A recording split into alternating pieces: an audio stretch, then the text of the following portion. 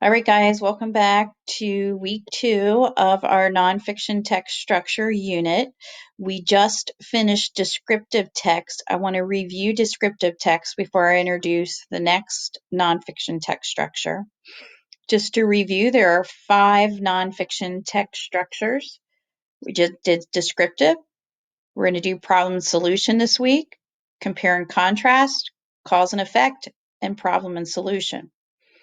Descriptive text describes a specific person, place, thing, or idea. You did that on your Edpuzzle. The majority of factual or nonfiction text is descriptive text. It informs the reader. It is about a specific thing or topic. It uses figurative language, such as similes and metaphors. We learned about them in our figurative language unit. And it adds vivid sensory details. Lots of adjectives in descriptive text. Last week in your Edpuzzle, you had to decide, I want to exit this. Which one do you think, A, B, or C, would be descriptive text? The majority of you selected how to make a shadow puppet. Can that be descriptive? Yes, because it's teaching you how to do something, but that would be more sequential, like sequence, like first you do this, then you do that. That's sequence. Let's look at A or B, music genres of the 90s. Could I describe the songs and what the genres were? Absolutely. The Wonders of Yellowstone Park. Could I describe what the wonders of Yellowstone Park are? Yes. So A or B would be more of a descriptive text than C. C would be more sequential. Okay. So this week we are going to do problem and solution. So what do you think problem and solution text is? I'm not going to ask you to write it down. We are going to watch this brief video on problem and solution. Okay, I've got to get my volume on. I want to make my screen bigger.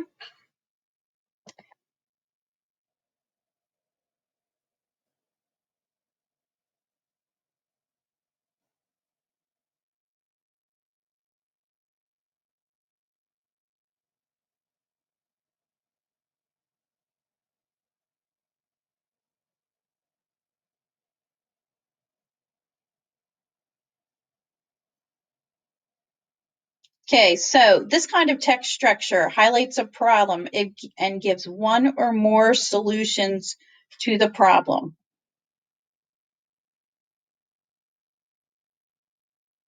Okay, they're going to write an example of problem and solution. Let's begin. How do caterpillars adapt to survive? Do we know what the problem is? We want to know how caterpillars adapt to survive.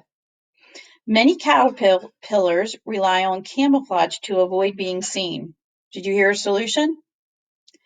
Some look like their backgrounds, whether a twig, leaf, or a flower. Others have bright colors to tell predators that they taste bad.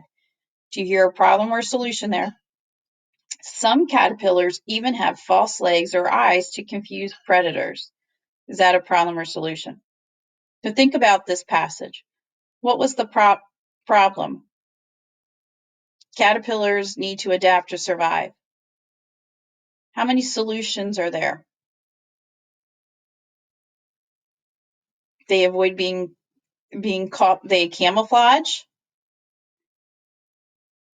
They have bright colors, and some even have false legs.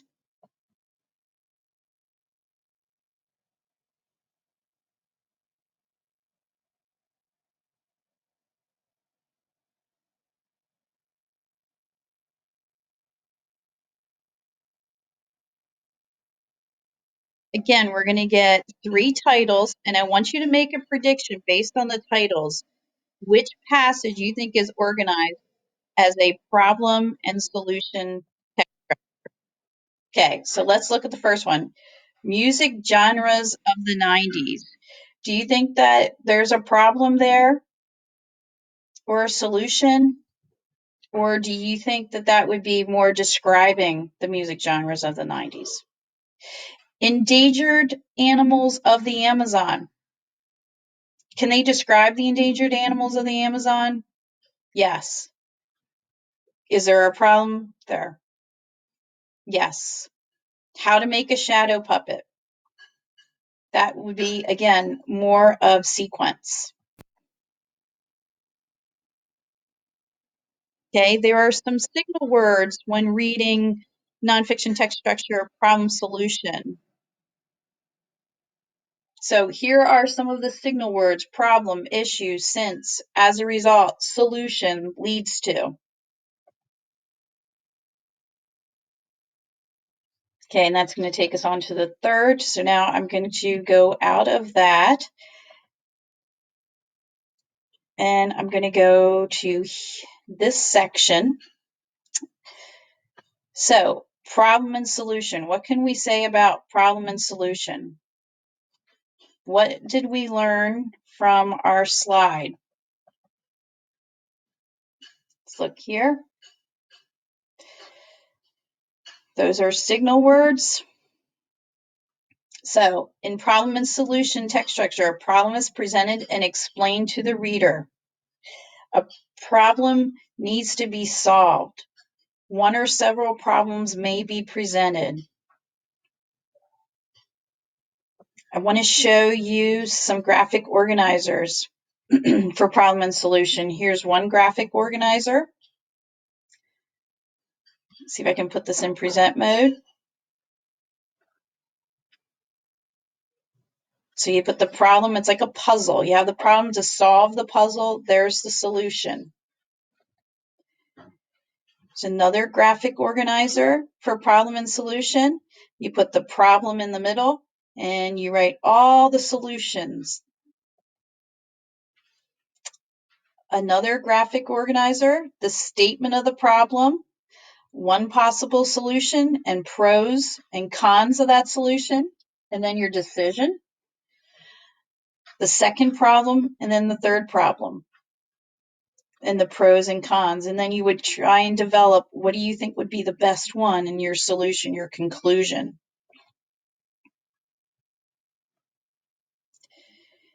Okay, I'm going to exit out of there. I'm going to go back here. So let's read this passage. Circle the problem, underline the solution. Okay, the average human throws away over 4 pounds of trash in a single day. Did you hear the problem? Yes, they're throwing away 4 pounds of trash, over 4 pounds of trash in a single day. We need to listen for some solutions. Multiply that by billions of people and you have quite a mess on your hands. So much trash can lead to problems such as overflowing landfills and unsafe living conditions for many.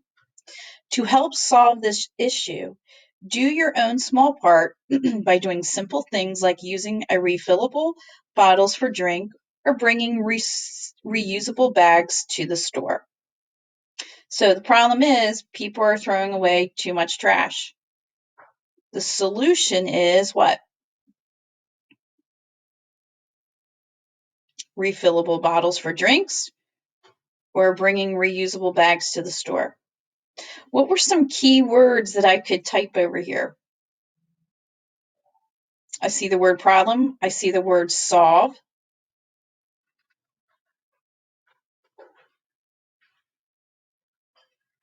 Okay, any others that you see? So here's an organizer like I showed you earlier.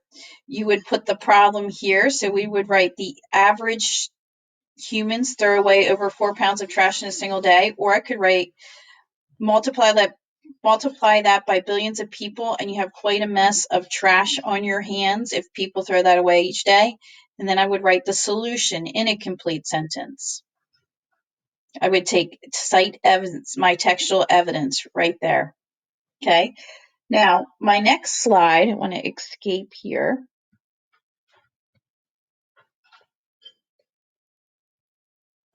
Let's see. I want to get out of present mode, but it won't let me get out. Okay. Here's what I want you to do. you are going to go in your Google Classroom and you're going to do part 2, problem and solution. Just like you did last week about the pimples, and I enjoyed reading them. You did a great job. Today you're going to do a dental dilemma. So you are going to read the passage. See if I can put this in present mode. It's loading.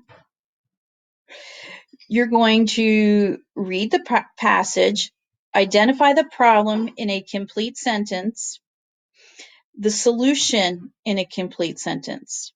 Then you're going to complete down here, totally embarrassing. It's your first time at the dentist and you're so nervous you think you might pee your pants. Oh my goodness.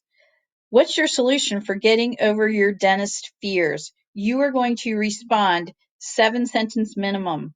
So it's 7 or more sentences. If you cannot fit it all on that small section, I have a continued page for you. Okay, so let's review. We did descriptive nonfiction text structure last week.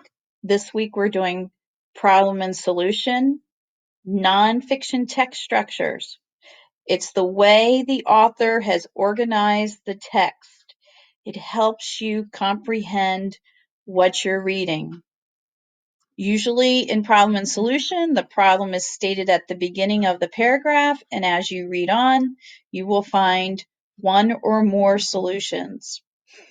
With descriptive text, they are selecting a topic and they're describing it using details, lots of adjectives. So you're going to complete this assignment, turn it in, and we're going to get a new text structure next week. If you have any questions for me, please email me or you can use your Jamboard. Or I can meet you at a Google Meet with the assigned times on the homework page. Bye.